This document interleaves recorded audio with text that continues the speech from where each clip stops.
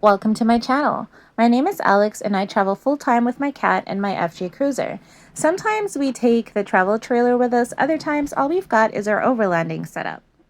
Last time I showed you a quick breakdown of my camp at Oregon Pipe and then setting up at Tucson Mountain where we dealt with really high winds inside the GFC Superlite. This week we are packing up and heading home to Mexico.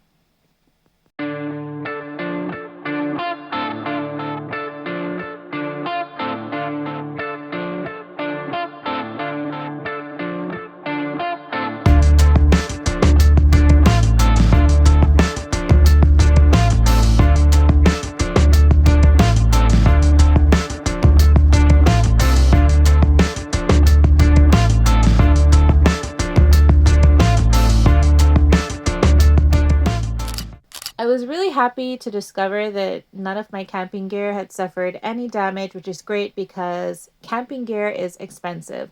I had put the rooftop tent up to shower and change, so once I got that done, it was time to pack it up. Like I said, this is my least favorite part of owning this tent. It's not even just putting the tent back in that's the problem, it's also the rain cover and the spokes and just everything else that has to go back into that bag.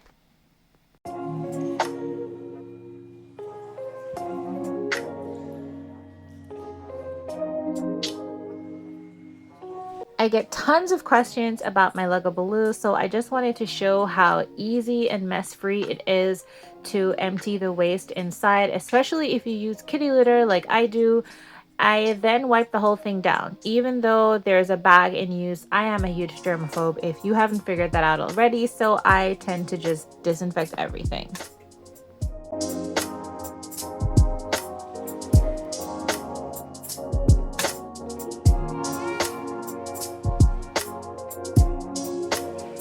I also get a lot of questions about why I don't have a ladder for my rooftop tent.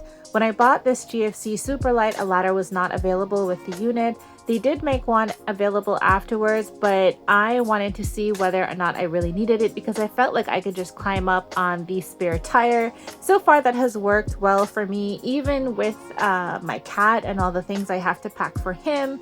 Will I get a ladder in the future? Maybe, maybe not. For now, this solution is so much simpler and works pretty good for me.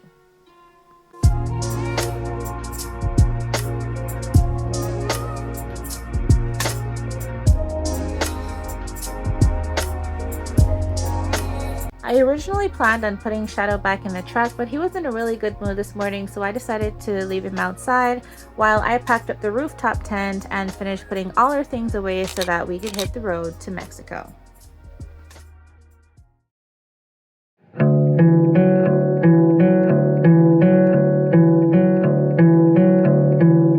The drive from Tucson to Rocky Point, Mexico was only about 3.5 hours, and the border crossing was clear.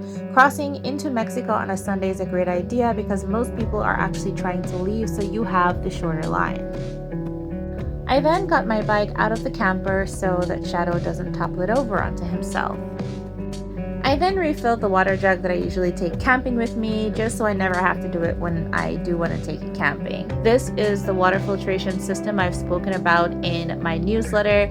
If you are subscribed to that, if not, I hope you do subscribe. And you can see the water pressure is really low, and this eventually happens when sedimentation builds up because apparently there's also sand and some other sediments in the water in Mexico, so it can mess with the filters a bit. Shadow, of course, was just chilling inside while I do all the work and get us settled into Mexico again, and that's fine. He's adorable, and that's why he's here.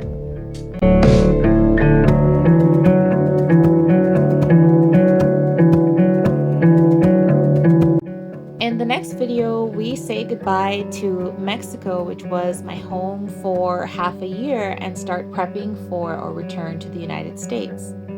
I've already done a video about my everyday life in Rocky Point or Puerto Peñasco, Mexico.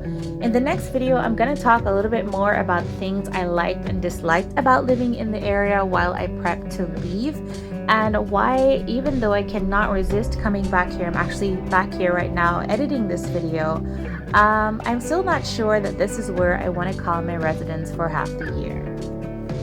If you haven't already, subscribe to my channel and ring that bell so you can be notified when I make public videos. See you next time. Bye!